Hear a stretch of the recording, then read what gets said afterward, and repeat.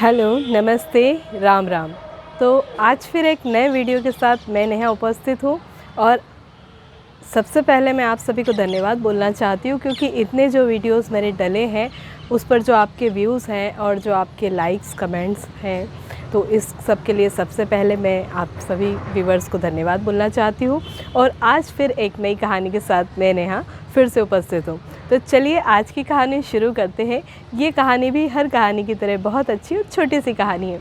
तो इस कहानी में एक जो बहुत बड़े राजा थे पुराने समय में, उनके पास एक संत महात्मा आए। तो महाराज उनकी सेवा में लग गए और बड़े प्रसन्न हुए कि क्यों ना मैं ये जो संत महात्मा आए हैं इन्हें कुछ भी अपनी तरफ से उपहार दूँ, कुछ ऐसा इन्हें दूँ जो ये जीवन पर्यंत मुझे याद रखें। तो महात्मा जी से महाराज ने पूछा कि महात्मा जी, मैं आपको क्या उपहार भेंट करूं या क्या वस्तु आपको भेंट करूं तो आपको बहुत अच्छा लगेगा। तो जो संत थे उन्होंने कहा कि भाई तुम जो भी भेंट करना चाहो। तो महाराज ने कई सारे उनके सामने ऑप्शंस रखे कि भाई आप ये ले लीजिए, ये ले लीजिए, ये लीजिए, या इसमें से आप जो चाहेंगे वो मैं आपको देना पसंद करूँगा। रत्न है, आभूषण है, राज्य है, बहुत सारी चीज़ें उन्होंने महाराज को बताई। तो महाराज ने कहा कि नहीं, तुम्हारे हिसाब से कुछ भी दो, चूँकि ये उपहार है तो जो तुम दोगे वही मेरे लिए अच्छा होगा। तो महाराज ने कहा कि ठीक है, आपको मैं अपने राज्य का ये टुकड़ा दे देना चाहता हूँ और आपको मैं ये राज्य समर्पित करता हूँ। अपने राज्य का ये वाला जो टुकड़ा है ये मैं आपके नाम कर देता हूँ। तो संत ने कहा कि नहीं नहीं, मुझे भूमि और धन दौलत से क्या प्रयोजन, मुझे इसकी कोई आवश्यकता नहीं है, मुझे कोई ऐसी वस्तु दो जो तुम्हारी खुद की हो। राजन सोच में पड़ गए। राजा ने कहा कि चलिए ठीक है, मैं आपको अपना महल दे देता हूँ या और कोई कीमती वस्तु जो आप चाहते हो वो भी उसके साथ दे देता हूँ।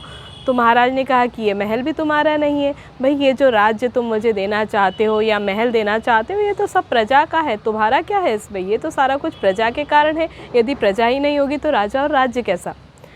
राजन को बात समझ में आई। राजा ने कहा फिर अब आप ही बताइए मैं आपको क्या दूँ। अंततः मैं चलिए आपको अपना शरीर दे देता हूँ, आप मेरे प्राण ले लीजिए, मेरा शरीर ले लीजिए। तो महाराज ने फिर कहा कि भैया प्राण तुम्हारे कैसे हुए, ये तो ईश्वर की देन है, तुम्हारे माता पिता का दिया हुआ शरीर है और तुम्हारे परिवार का और बाकी लोगों का इसके ऊपर अधिकार है, ये भी तुम्हारा नहीं है। तो राजन फिर परेशान हुए, आखिर क्या बात है, संत महात्मा को आखिर ऐसा क्या दूँ।